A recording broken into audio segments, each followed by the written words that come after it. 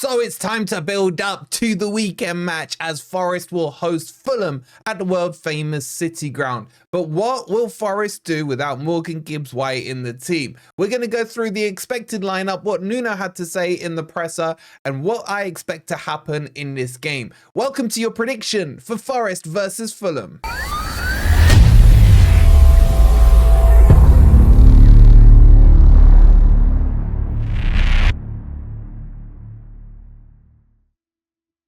Good morning, good evening, or good night, wherever in the world you are. Hope you're having a wonderful day, and welcome to your preview for Forest versus Fulham. If you're enjoying the content, as always, please don't forget to hit that like button. We're like 10-15 away from 21k, so if you're not subscribed, please do so. It's completely free to do.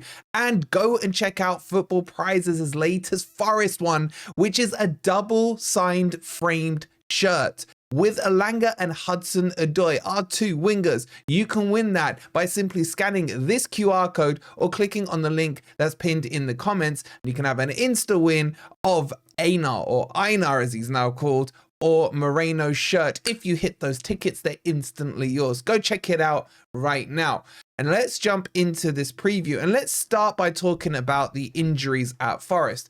So Nuno was asked if there's any new injuries, and he basically said we are as we were. The only obvious difference is Morgan Gibbs-White being suspended for the game, and we're going to have to cover how he's going to fill that big hole. We'll do that in the predicted lineup in just a second. But in terms of others coming in, look, we've only really got Bolly, Sangare, and Danilo who are out. Bolly's pretty close, but the other two are long term. So nothing has changed. We've picked up no new injuries. And the breaking news from the presser was that Nuno will be available on the touchline this weekend against Fulham. Now, that doesn't mean he's got off his red card. Forest are deciding to basically appeal the decision. And that appeal could end up in a further suspension for Nuno. So had they accepted the appeal, it would have been a one-match ban. But sometimes you will see on appeal, they decide, basically because they're assholes, that they're going to extend it to maybe a 2 or 3 touchline ban. This is good news for this Fulham game. I feel like it gives us a bit of a lift. When I heard the news, it just shows you, like, because I felt a lift inside, it just shows you now the trust I have, and maybe you guys have, in Nuno. And him being on the sideline is almost like a player coming back from injury for me. So that was all good news. What I didn't like hearing about was the undefeated streak. There was a lot of questions about it, asking him, how do you feel about the undefeated streak? Where are Forest going to end up this season? And this is what I was trying to talk about in my previous video that got completely taken out of context. This becomes the narrative rather than winning the game and what we're going to do and how we're going to beat Fulham. As this goes on, which I hope obviously it does, I just don't want it to start getting overhyped up. So that was talked about, and he basically said, when they asked him where can Forest finish, he said, who knows? You don't know, I don't know, it'll all just be guessing. And he's spot on. It's still very early in the season. Obviously, we're having grandeurs of European football and what have you, but we're fans. We're allowed to do that. One of the best quotes I heard from Postecoglou last season when Spurs were top, when he was asked about the fan expectations and fan talking about title run-ins, he said, let them dream. Who am I to stop them? My job is to try and kind of get those dreams to come true. So as fans, I agree with that. We can be as delusional as we want, especially for you guys like me who have seen Forest year in, year out, man, and the pain and the agony and stuff. So when there's something good, let's enjoy it. Apart from that, on the presser, there was fluffy questions as always, nothing too much to get excited about. So let's go and talk about the team now, and let me show you my predicted lineup for Nuno and the different options he will have with this Morgan Gibbs-White headache. Okay, so let's have a look at the team that started against Brighton last week, and it was in the 4-2-3-1 formation, probably one of the stronger teams we could do. Obviously, we haven't got Sangare and Danilo, who are clearly Nuno's first choice. Now, the first topic of discussion is the goalkeeper. We put a poll out. We did a video yesterday. Make sure you check that out as well if you haven't, looking at the stats as Sells and whether or not he should or shouldn't be dropped. Now, there's the majority of you guys, I mean, the comments were very split, but on the poll, majority of you would switch Sells out for Miguel. And I'm with the majority, to be honest. I think Miguel should come in for Sells, but I don't think it's going to happen. I don't think Nuno has had that line crossed for him where Sells is making too many mistakes. So I don't think that's going to happen yet, but it's close and on the horizon. So I think this back five with the keeper will stay the same. The question is now, and the big topic is what happens with Morgan Gibbs-White, because we know he can't play. Now, there are a couple of options he can do. For me, there are three candidates that can play that position. You could put Anderson into the 10 because that's where he wants to go. I'm not quite for this. You could then put Jota in the 10. Where is he? There he is in the 10. I like this. I would be up for this one. Or you could put, and hear me out, Dominguez. Now, Patreon members will know that I've talked about this. This isn't a bad idea, but it's not a creative idea. If you want to get into Fulham's defense and you want to create a high press, which I don't think he will do, you would want Dominguez in there to win the ball up high in their half, high turnovers, create chances in their half. So for me, those are the three options. Some would say Sosa. I don't see him as a 10. I would see him more as a winger on either side. So that's one option that can happen. But I felt against Brighton that we were too light in midfield. And you could see that Nuno probably thought the same things. He took off Ward-Prowse, he took off Anderson in the second half as well, and he changed that midfield in the middle. Personally, what I would do with Morgan Gibbs-White missing is I would change it to either a 4-3-3 or a 4-3-2-1. My preference would be the 4-3-2-1, and I'll show you the team. But let me talk you through the 4-3-3 first. So what I would do, I'd have Anderson on the left, I'd have Ward-Prowse kind of sitting as that deep-lying midfielder, and then I'd bring Dominguez in. If we were going to go with the 4-3-3, I would 100% drop Elanga. Now I've said that, hopefully he will score. And I would bring Jota on this right-hand side. And that for me would work because we're adding that extra steal in midfield. Fulham have got a good midfield. They tend to play a 4-2-3-1, but it does divert into like a 4-3-3.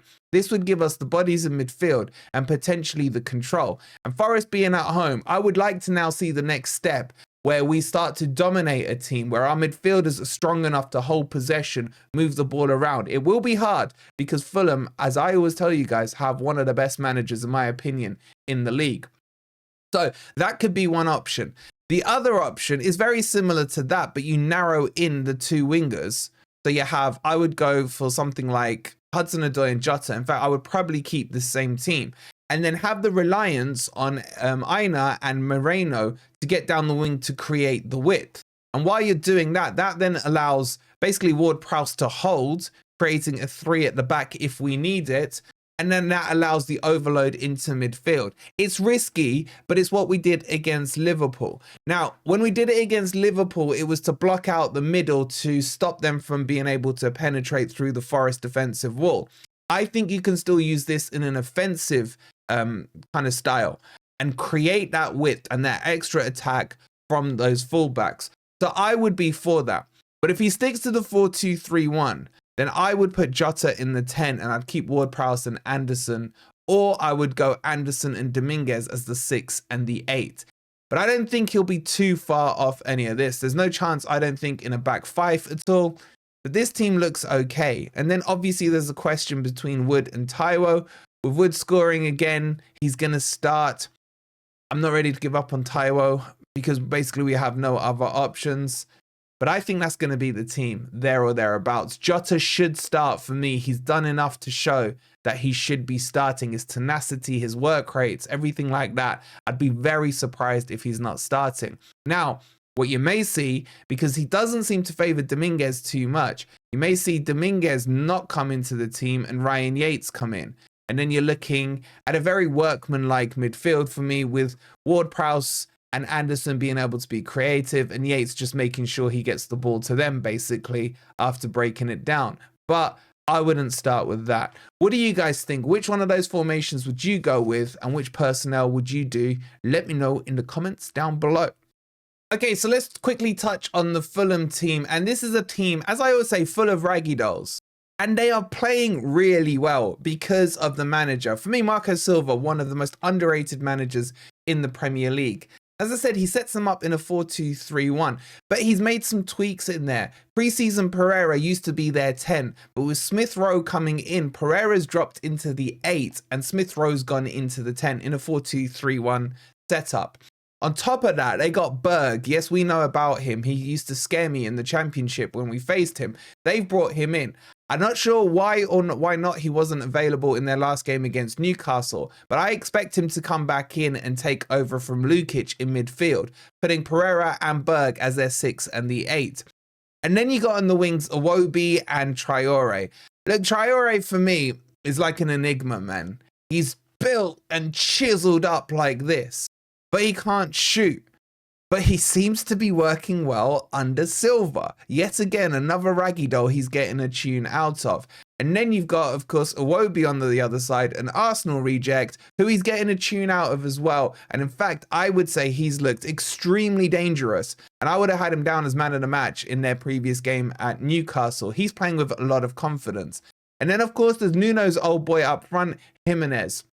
Jimenez, not the greatest striker, scored against Newcastle at the weekend where they won 3-1. Just gets a tune out of these players. This is going to be a tough match. They've got Mr. Anderson coming in, the one they brought from Palace as well at the back. And Leno in goal. I rate him as a decent goalkeeper. He was a real steal for them. So there's a lot of players to worry about and be concerned about. And the fact is, this team hasn't really changed that massively. Yes, they lost Mitrovic after the first season. Then they lost Paulinho last season. But Silva seems to be able to just churn these players in and out and get them playing to his identity and to his philosophy. And that's why I rate him so much. So this is going to be a tough match.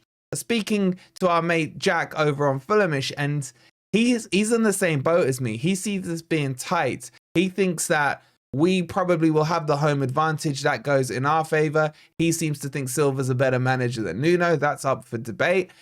And he's not that confident about it. But neither am I. Neither am I. This is a banana skin one. This is a Forest moment for me. This is one that if Forest can come out and win this game, then I think it sends the statement out. I said before the Brighton game, if Forest come out of Brighton and Fulham with 4 matches, then everyone needs to start taking us seriously. Forest are not going to be in a relegation fight, and Forest will be looking up and not down on the table. I'm almost too scared to predict this one, but if I go with my gut feeling, I can see this being 1-0 to Forest. I don't know if I'm right or wrong, and the guys don't shoot me down and what have you. Maybe it's I want it to be 1-0 to Forest, but I will say this one is the one I'm most worried about out of all the games we've had this season because of Marco Silva, because of what happened last season where we tonked him 3 in the first half or 2 or whatever it was, and he had to make 3 subs within 25 minutes because he got it wrong. He's going to have a point to prove as well. Don't forget, he's got a great relationship with Marinakis, so he's not going to want to look like an idiot in front of him. I'm going to stick with 1-0. I'm going to stick with 1-0 and pray. But I don't know, guys. I don't know. This one's going to be a tough one. Get your predictions down in the comments below. As always, if you haven't already, go check out Football Prizes. It's a double-signed framed Elanga and Hudson-Odoi shirt giveaway right now, so check it out. We'll also have my full predictions over on the Footy Network, our second channel. Please do make sure you go and subscribe. That video will be out shortly. Make sure you watch that. That will give you all the predictions that I think are going to happen this weekend. If you haven't already, please don't forget to hit the like button. Subscribe to Forest Fan TV if you are new, and we'll see you on the next video. Come on, you Reds.